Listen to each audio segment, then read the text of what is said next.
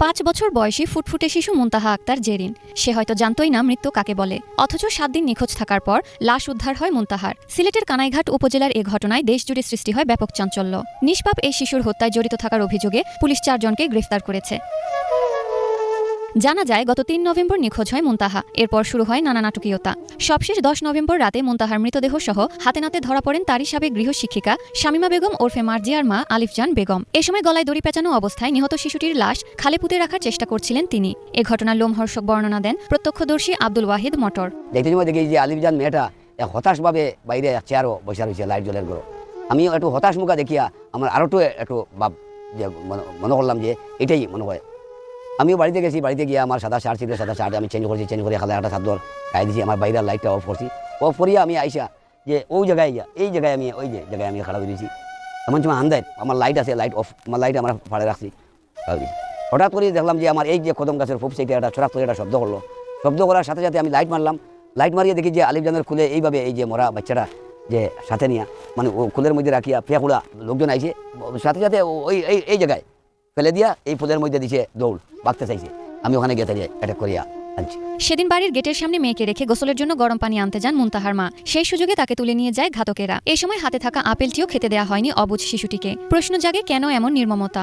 এখান থেকে যেভাবে হোক মানে মেয়েটারে প্রলোভন দেখাইয়া ওই গৃহ শিক্ষক মহিলা মেয়েটা মার্জিয়া আমার মেয়েটা এর গড়ে নিয়ে গেছে।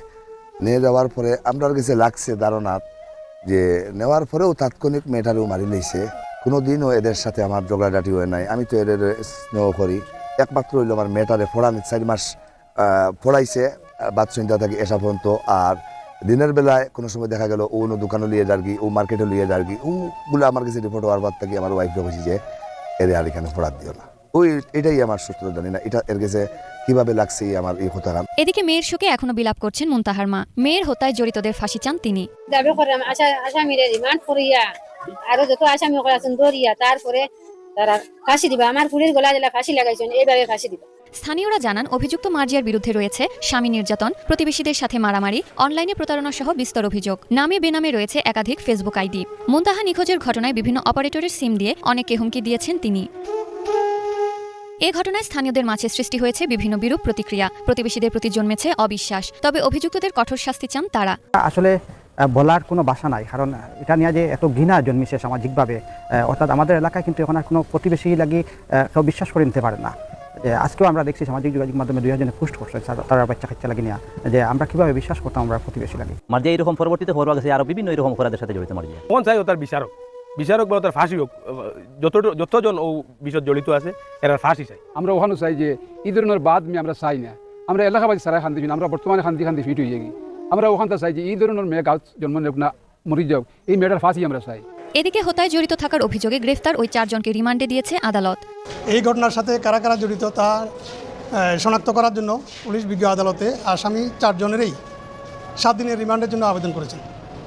বিজ্ঞ আদালত সন্তুষ্ট হয়ে মামলার রহস্য উদ্ঘাটনের স্বার্থে আসামিদের 5 দিনের রিমান্ড মঞ্জুর করেছে। আসামিরা জিজ্ঞাসাবাদে থাকায় এখনো হত্যার সঠিক কারণ জানা সম্ভব হয়নি। তবে ভুক্তভোগীর পরিবার ও স্থানীয়দের অভিযোগের আলোকে ধারণা করা হচ্ছে, পূর্বশত্রুতার জেরে ওই প্রত্যক্ষদর্শী আব্দুল ওয়াহিদ মটরকে ফাঁসাতেই মার্জিয়ারা হত্যা করে ছোট্ট মুনতাহাকে। আবার অনেকের ধারণা, মার্জিয়ার কাছে মেয়েকে পড়ানো বন্ধ করায় এমন নির্মম প্রতিশোধ নিয়েছে সে। উপজেলা নির্বাহী কর্মকর্তা বলছেন, পারিবারিক ও সামাজিক বন্ধন নষ্টের কারণেই এমন ঘটনা ঘটছে। আগে যে সামাজিক বন্ধনটা ছিল আমরা দেখতাম যে আমাদের সামাজিক বন্ধন খুব দৃঢ় ছিল। আমাদের আশেপাশের প্রতিবেশী যারা ছিল তারাই দেখা যেত প্রতিবেশীর বাচ্চা কাচ্চাকে দেখে রাখতো, আমরাও সেভাবেই বড় হয়েছে। তো আমার মনে হয় যে আমাদের এই যে সামাজিক যে সম্প্রীতিটা ছিল, এই জিনিসটা আসলে আবারও গড়ে তোলা উচিত। এবং আমাদের যেই নিজেদের যে মনুষ্যত্ববোধ, সেই মনুষ্যত্ববোধ শুধুমাত্র আমাদের মাঝে না রেখে আমাদের যে ভবিষ্যৎ প্রজন্ম গড়ে ওঠে তাদের মাধ্যমে এই সচেতনতা সৃষ্টি করে দেওয়া উচিত। নিষ্পাপ মুনতাহা হত্যায় জড়িতদের কঠোর শাস্তি দাবি প্রতিবেশী ও স্বজনদের।